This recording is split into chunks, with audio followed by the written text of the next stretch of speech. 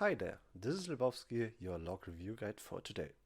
After reviewing many logs for the past two phases, I encountered the same mistakes which can be found by taking a few minutes and looking at the same 5 spots in the log over and over. In order to give you a tool to make easy reviews yourself, I decided to make this video you're watching right now. This video will show you my own thought process, where I check, what I check, in order to find common mistakes. Please keep in mind this video is not for the player who is already passing 95 and beyond and wanna reach a 99, since those players do most of the stuff correctly. It's aimed at the average rogue who is passing greens and blues and wanna improve on their craft. This video is purely to show you the most common mistakes made and how to spot them. For any further information or deep dive into log, consider giving this channel a follow. I plan on making more detailed videos about reviewing logs for combat, single target assassination and chicken spec, where I go much deeper into the log and note things that can be improved. So if you like this kind of videos, please make sure to give it a like. Before I get any further, I want to invite you to join the Simon's Discord. Here you can find a huge amount of material you can consume that will help you at getting better. Check out the pins in the combat and assassination channel, each containing a video about the basics of the respective spec, as well as the Rogue Essentials video in the log review channel. Also, have a look at the FAQ channel and read Simon's extensive posts about each boss and which spec to use. In many cases, the reason why I did not pass good has something to do with how you play. This can be easily fixed by learning how to play your spec, do the groundwork and build upon that. Remember, for your pass, you are competing against every other rogue on the earth. This means if someone employs a strategy you are not using, this gives that person an advantage over you. The best way to find out about them is to join the Simon's Discord and have a read through the conversations. Lastly, one final recommendation is one of Simon's older videos made during TBC, which explains what goes into a great parse. I will link all 4 videos and the Simon's Discord in the description down below. The 5 most common mistakes can be found out by taking a look at the raid comp, the gear the player was using, uptime on important buffs, and the ability usage as well as the kill time. Raid comp tells me if this person was missing any buff or debuff that has an impact on their DPS.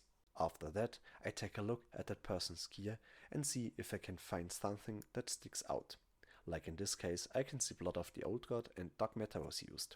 Dark Matter procs on hit with a 45-second internal cooldown, while Blood of the Old God procs on a crit with 50-second internal cooldown.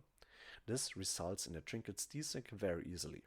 As a consequence, you won't have them up at the same time, costing you potential DPS. A second thing I can spot is that only one piece T8 was used. For assassination, you want to keep 2 piece T8 as long as you can, cause the energy from deadly poison ticks is still very valuable for you. I can't give you an exact point where it's worth it to break the bonus, you have to use the spreadsheet and find it out for yourself. But this is not the topic of this video. In case you want a dedicated video on how to use the spreadsheet, let me know down in the comments below.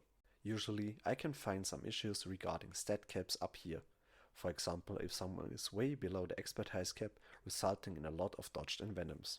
The buff tab shows me if buffs like Slice, Hunger for Blood or Overkill drop, if cooldowns were used correctly with trinkets or not, and when those cooldowns were used. Ability usage allows me to see if spells were used in the correct order or not, like if a combat player used Adrenaline Rush before Killing Spree, or an assassination player wasted a Cold Blood for a Mutilate instead of an Envenom. Kill time has an impact on how and when to use your cooldowns. On a fight that would have allowed for a second Adrenaline Rush, not using it 2 times is a DPS loss. For combat, if you can use Blade Fury and Killing Spree at the start, and the kill time was over 2 minutes, you could have gotten a second pairing of both. At 2 minutes and 40 seconds or more, you could have even gotten a second Blade Fury plus Killing Spree during trinkets.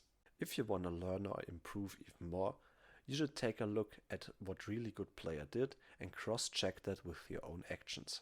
You can find the best player by going to the Warcraft log page, select raids, then the boss and then your spec, and pick one of them matching your gear, spec and kill time. I was asked to do a log review for an Alliance assassination player using chicken spec who had quite good passes for all the other bosses but struggled to get better on a noob. So I gave him feedback about what he could do better and linked him the log from the currently best alliance rogue using chicken spec on a noob and told him to compare the ability usage done by that player versus his own. Doing this gives you insight and understanding what actually matters and what doesn't. Please don't make the mistake and just think because this person did action X, I must do the same. Look at the best player in this list that matches your own gear, kill time and spec. It makes no sense to compare a troll rogue doing chicken spec to a human rogue doing single target assassination.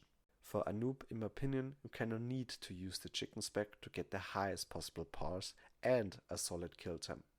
But you can do reasonably good parses with single target assassination too. In case you're not familiar with using the Warcraft log page, you're very welcome to join the Simoners Discord and share your own log in the log review channel. Just put a post and ask for advice. I'm sure someone will take the time and give it a proper roast. To end things off, I just want to say thank you for watching the video. I hope you learned something today and I hope to see you in the next video. Bye bye.